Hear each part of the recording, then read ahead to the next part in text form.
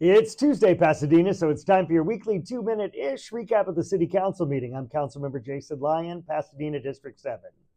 After a long closed session with legal counsel, we opened the meeting, as always, by adopting a consent agenda.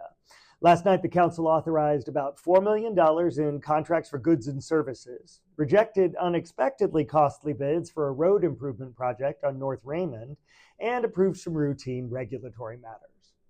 The main agenda began with the council's unanimous approval of updates to the Bungalow Heaven Landmark District Conservation Plan.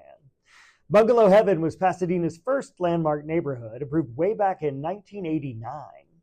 The big update last night was expanding what's called the period of significance, or the years during which the historic architecture was created.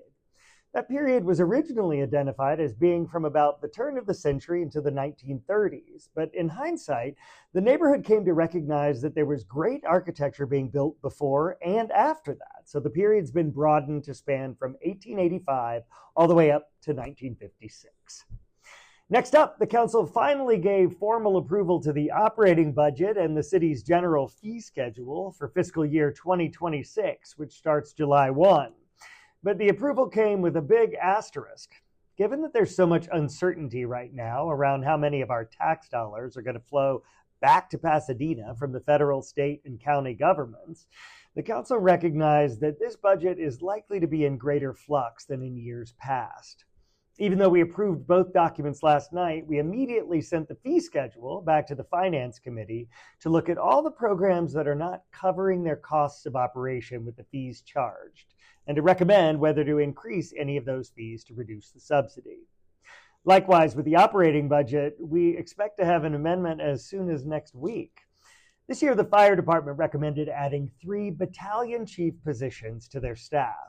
Given how tight the budget is, the city manager recommended adding just 1 position now and then considering how to add more over the next couple of years. Last night, though, it became clear that in light of the recent wildfires, there seems to be a majority among the council in agreement that we need to go ahead and find a way to add the positions now. Then the question was how to pay for it. Some members wanted to add the positions to the budget last night without identifying funding and just figure it out later, but ultimately the council decided to adopt the budget without the positions, but to give the city manager and finance director until next week to come back with a plan for funding both positions. So we expect to adopt our first 2026 budget amendment to add the battalion chief positions next week, which may be record speed for updating an adopted budget. The last big item of the night was the council's appointment of 8 members to a new council compensation committee. You might recall that last year, the Charter Revision Task Force recommended adding a provision to the city charter requiring that a council compensation committee be convened no less often than every 5 years. Voters approved that measure in November, so the council appointed the committee last night.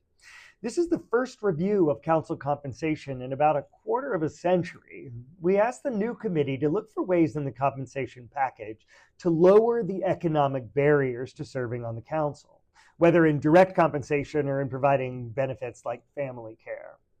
The main thing is to try to make it easier for folks who aren't retired or self-employed to serve on the council. We're looking forward to seeing what the committee recommends. Their deadline for completing their work is October 1st.